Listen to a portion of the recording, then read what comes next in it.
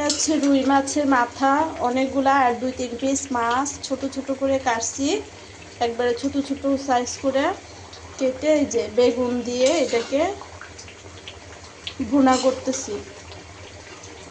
প্রথমে মাছের মাথা মাছ সবগুলো লাল লাল করে তেলে ভেজে ফেলছি, ভাজার পরে তেলে গরম করে তার মধ্যে পেঁয়াজ, তারপরে বাটা মশলা, কাঁচামরিচ, রাঁধুনি হলুদ, মরিচ, জিরার গুঁড়া সব দিছি, দিয়ে কষানোর পরে বেগুনটা ভালো মতো মশলার মধ্যে কষাইছি।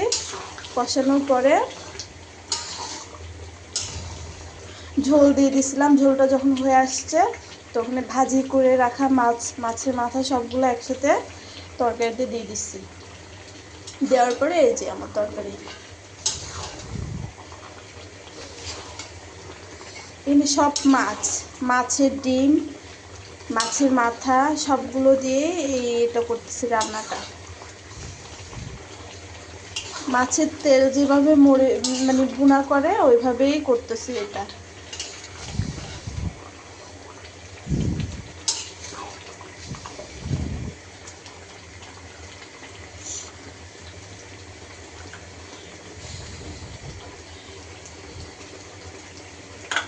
এখন হচ্ছে আমি দিয়ে দিলাম ধনিয়া পাতা। অবশ্যই মাছ আর বেগুন যখন এভাবে ভুনা করি, ধনিয়া পাতা, বেশি করে কাঁচামরিচ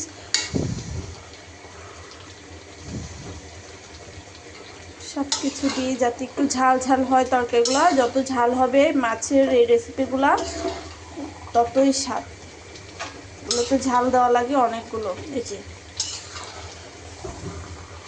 দেখতে কাটা কাটা মনে হলেও কিন্তু এই জিনিসটার টেস্ট অনেক স্বাদ, অনেক টেস্টি হয়।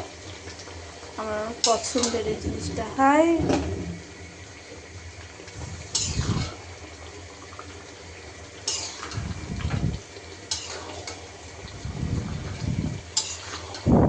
তো আমার তরকারিটা হয়ে গেছে। টাটা।